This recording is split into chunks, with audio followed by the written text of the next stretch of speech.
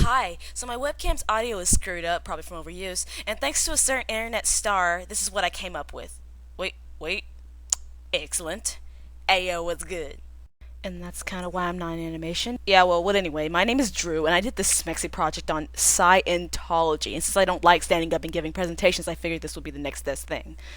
Alright, so basically what Scientology is, it's a religion consisting of a bunch of beliefs and related practices created by a very rich man named L. Ron Hubbard. And Scientology teaches that people are immoral spiritual beings who have forgotten their true nature, and it fixes them. This is accomplished by auditing, which is done by e-meters. Think of it as spiritual rehabilitation. Boom. Alright, so this guy was born March 13th, 1911 in Tilden, Nebraska, to Ladora Mae Waterbury and Harry Ross Hubbard. And he died in January 24th, 1986.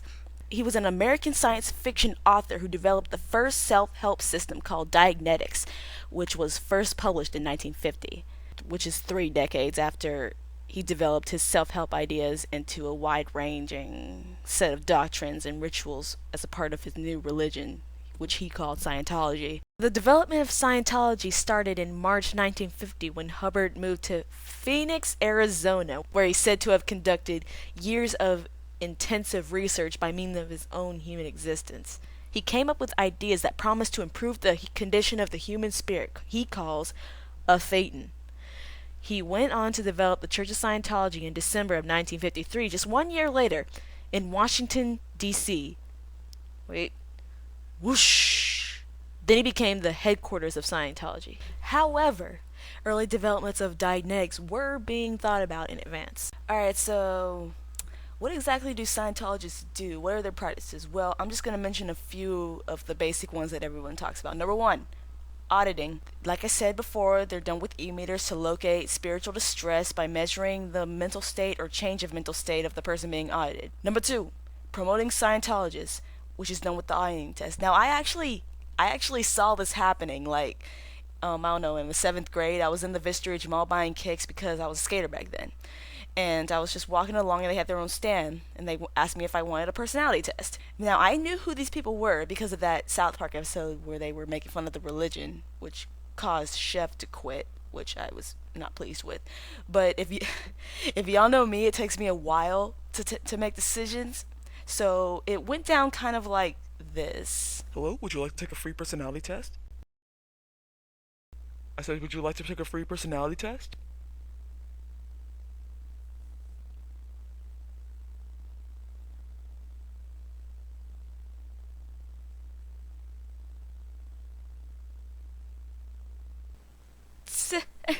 That's quite alright, no. Bro, that's kind of how it went down. And somehow I kind of wish I would have went along with it just for a little while so I could maybe one day maybe talk about it in a college presentation. I don't know. I can't tell the future. Anyway, number three, education of Scientology's principles, which is called what they call, training. I mean, every religion has that.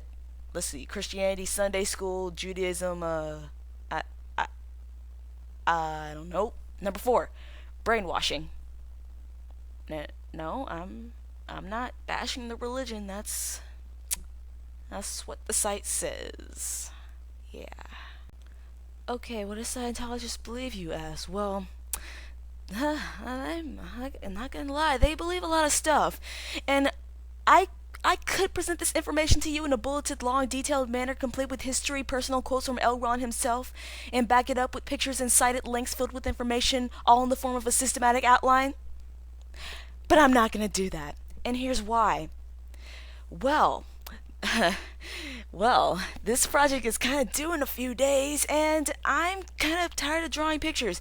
And let's be real for a second. You're probably tired of listening, so I'm not gonna do that. But however, I am gonna tell you the story of Xenu. Now, this information is presented to Scientologists that are like really advanced. Like, you can't be a new member to hear this story. You have to be in the church for a bunch of years, and you have to be, I don't know, a really beastly freaking auditor and all that.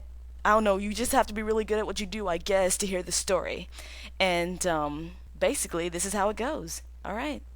75 billion years ago, Xenu was the ruler of the Galactic Confederacy. All the planets were overpopulated, with an average population of 178 billion aliens per planet. The Galactic Confederacy civilians was comparable to our own, which means aliens were walking around with clothes that looked remarkably like ours. Like, they were wearing skinny jeans and vans and driving Cadillacs and whatnot. You know how they do.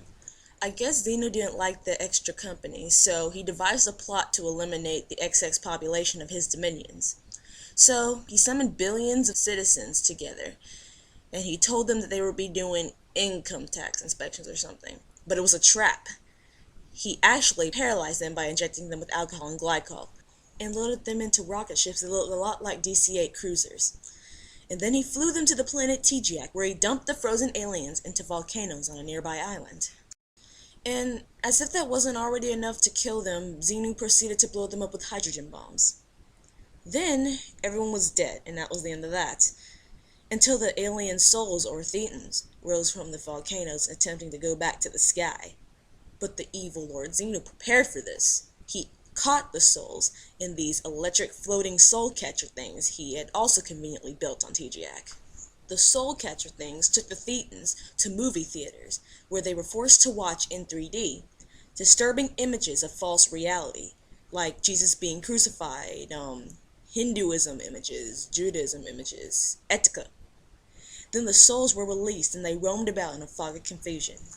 Eventually, when human life started to form on TGAC, the Thetans clustered together and went inside the bodies for their new homes, thus causing those human life forms to have confusions and problems. What relevance does this story have, you say? Well, TGAC is a planet we now call our planet Earth. On that note, and that's my presentation on Scientology.